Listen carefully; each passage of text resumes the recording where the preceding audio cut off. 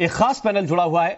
मनीष शुक्ला जी हमारे साथ हैं, प्रवक्ता हैं भारतीय जनता पार्टी के। मनीष जी बहुत बहुत स्वागत है आपका।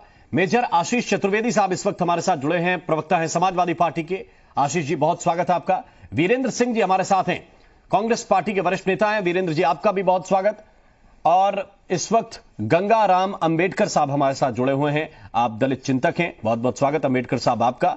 और हाजी हसन साहब इस वक्त जुड़े हुए हैं, आप इस्लामिक स्कॉलर हैं, बहुत बहुत स्वागत हसन साहब आपका। मुसीबतें याद आती हैं, उसके बाद सब भूल जाते। गंगाराम अंबेडकर साहब, ये चुनाव का असर है कि सारी चीजें अब आपको दिखाई देने लगी हैं? देखिए, सबसे पहले तो मैं जीव न्यूज का मैं आभार प्रकट करता हूं कि ऐसे ज्वलंत मुद्दे पर आपने डिबेट बैठाई है। जहां तक उत्तर प्रदेश में अभी चुनाव होने में करीब 22 महीने का समय शेष है, क्योंकि उत्तर प्रदेश में जिस तरह से मुस्लिम और दलित समाज के साथ जो शोषित, पीड़ित, वंचित लोग हैं, उनके ऊपर लगातार जुल्म, जाति, अन्याय, अत्याचार हो रहा है। और जो मुस्लिम समाज के जो खास ओहदेदार लोग थे, जब उनकी मजहबी आज़ादी पर कुठाराघात होने लगा, तो जब वो अपनी आवाज़ उठाते हैं तो किसी को एनएसए में बंद किया जा रहा है, किसी को गैंगस्टर में बंद किया जा रहा है। अनुसूचित जात की बस्तियों पर लगातार तांडव जारी है। अभी आजमगढ़ में तरवा थाना क्षेत्र के बांस गांव प्रधान की हत्या हुई और उसमें तमाम सामाजिक संगठनों ने आवाज़ उठाई, लेकिन आवाज़ उठाने वाले जो न्याय मांगने वाले लोग थे, तो 80 लोगों को नामजद और 600 लोगों को, अज्ञात लोगों के खिलाफ मुकदमा दर्ज किया गया। पुलिस रात में जाकर के अनुसूचित जात की बस्तियों में 200 से ज़्यादा मोटरसाइकिलों को जब्त किया है। कैसे बेचारे वो मोटरसाइकिलों का इंतजाम किया होगा।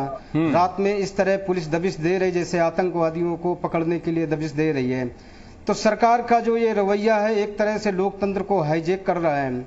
और क्योंकि सरकार लगातार किसी की रहती नहीं है, जो जैसा बोता है उसको उसी तरह काटने को मिलता है। तो हालांकि मैं माननीय मुख्यमंत्री जी बहुत सुलझे हुए व्यक्ति हैं, मुझे पूरा भरोसा है कि अगर वो इस मुद्दे पर कानून व्यवस्था के साथ साथ जो जात विशेष और मजहब विशेष के लोगों का शोषण, उत्पीड़न हो रहा है, सरकारी शोषण उनका हो रहा है, उनके ऊपर जुल्म जाति बढ़ रही है, इस पर अंकुश लगाने का काम करें। और जहां तक बहन मायावती जी ने जो बयान दिया है, तो कोई चुनावी स्टंट नहीं है, ये तो इस वक्त में जो 100% जो समाज में दिख रहा है वही बात उन्होंने ट्वीट करके बताई है।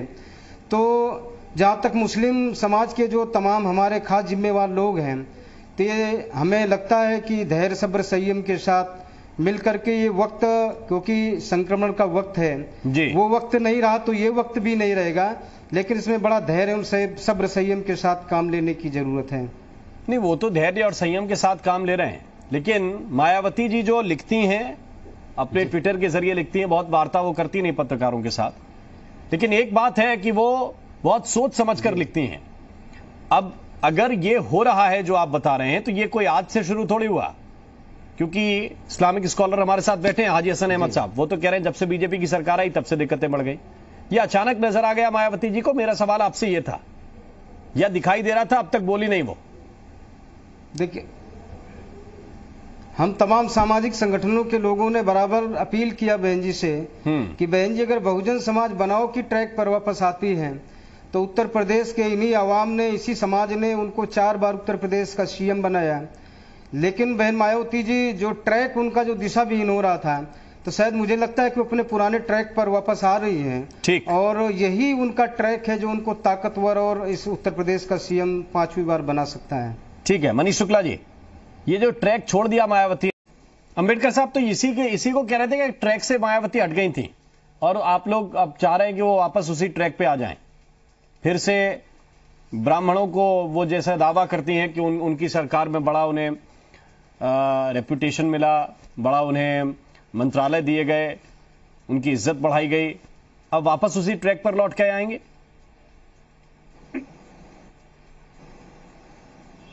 देखिए, जो राजनीतिक दल कह रहे हैं कि हम लोग जात की राजनीति नहीं करते हैं, तो मैं उनसे पूछना चाहता हूं कि अनुसूचित जात के लोगों को रिजर्व सीटों के अलावा क्या वो जनरल सीटों से भी टिकट देते हैं? या जो लोग कहते हैं सबका साथ सबका विकास, तो 2017 में कितने मुसलमानों को उन्होंने उत्तर प्रदेश की विधानसभा में टिकट दिए हैं? जो लोग कहते हैं कि हम सब के उन्नति के बारे में सोचते हैं, तो आज बड़े पैमाने में अनुसूचित जात के लोगों के ऊपर जुल्म ज्यादती अन्याय अत्याचार क्यों हो रहा है? उनके हत्याएं भी हो रही है, उनके समाज के लोगों के बेकसूर नौजवानों को फर्जी मुकदमों में फंसाया जा रहा है। जहां तक सवाल कि उत्तर प्रदेश जवाब देगा, क्योंकि उत्तर प्रदेश 2022 के मार्च महीने में जरूर जवाब देगा कि जो लोग जाति देख देख के काम कर रहे हैं, जाति देख देख के शोषण कर रहे हैं, मजहब देख देख करके शोषण कर रहे हैं। एक तरफ जब शादी विवाह में 50 लोगों को शामिल होने के कलेक्टर साहब अनुमति दे सकते हैं, तो मुहर्रम में 50 लोगों को करबला में मजलिस करने की अनुमति क्यों नहीं मिल पाई?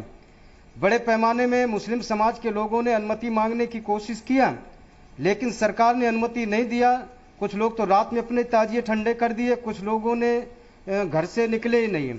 तो मुझे लगता है कि एक तरफ सामाजिक आज़ादी, मजहबी आज़ादी और इस देश में बोलने की आज़ादी भी सरकार छीन रही है। तो मैं कहना चाहता हूं कि ये देश आज़ाद है। 1947 के बाद मानवीय मूल्यों की रक्षा करने के लिए देश आज़ाद है जी। सबको अपनी बात रखने का पूरा आज़ादी है, अपनी आवाज उठाने का, सरकार से सवाल पूछने की आज़ादी है। लेकिन सरकार इस तरह नहीं कर सकती है कि डॉक्टर अयूब अगर पूछने लगे तो आप उनको एनएसए में बंद कर देंगे, अगर डॉक्टर कफील कुछ कर दें तो उनको आप उठा करके जेल में डाल दें। आजम खां क्योंकि आपकी विरोधी पार्टी के आदमी हैं तो उनको सैकड़ों मुकदमों का आप मुलजिम बना दें। तो गंगाराम अम्बेडकर साहब, सरकार जाति और मजहब देख देख तो आप ये कहना चाहते हैं कि आजम खान भी उन्हीं पीड़ितों की लिस्ट में है, जिसका जवाब उत्तर क्योंकि मुस्लिम है 2022 में। अम्बेडकर साहब मुस्लिम है, इसलिए आजम खान आपके लिए पीड़ित हैं। ये मायावती से भी कहलवा दीजिए, या आप ही कह रहे हैं जी? मायावती जी कहेंगे कि आजम खान पीड़ित हैं? बहन मायावती जी की हुकूमत में मैं भी शामिल था जी।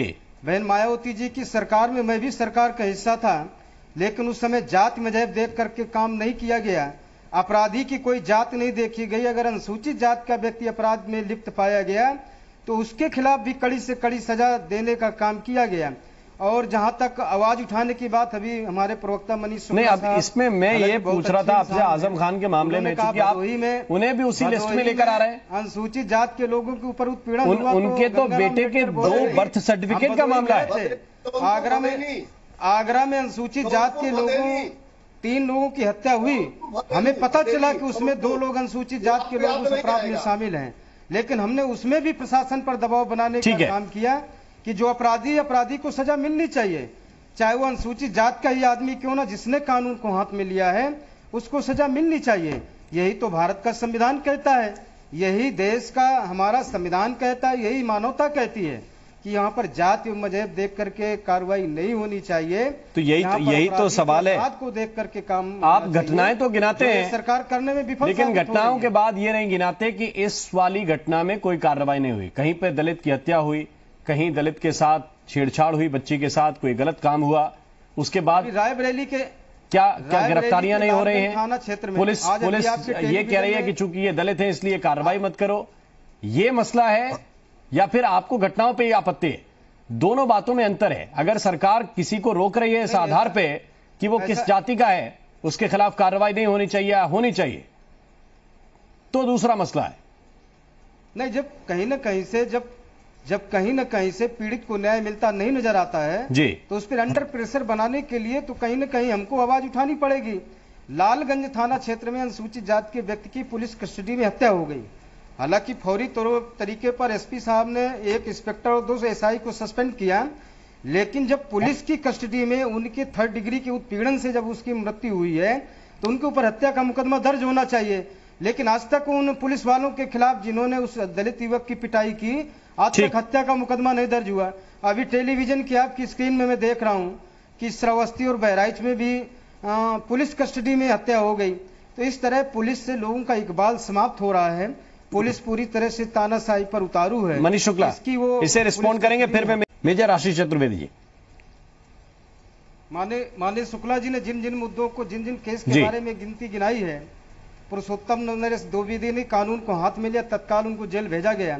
उमाकांत यादव जी ने एक कमजोर व्यक्ति की जमीन पर कब्जा किया, उसको मुख्यमंत्री आवास से गिरफ्तार कराया गया। जमुना प्रसाद निषाद के जमाने में मंत्री रहते, उनको सस्पेंड किया गया और तत्काल उनको जेल भेजा गया। ऐसा नहीं है, पुलिस का इकबाल बरकरार रखने के लिए जब शासक अपने ही व्यक्तियों एक सेकंड, अब मेजर साहब की बारी चलाता है, तब जो है मेजर आशीष चतुर्वेदी मनोबल गिरता है और अपराध करने की कोई जरूरत नहीं उठा पाता है। कोशिश कर रहे हैं। बहुत बहुत शुक्रिया, बहुत धन्यवाद आप सभी मेहमानों का हमारे साथ इस चर्चा में जुड़ने के लिए। और इसी के साथ यूपी मांगे उत्तर में अभी के लिए बस इतना ही।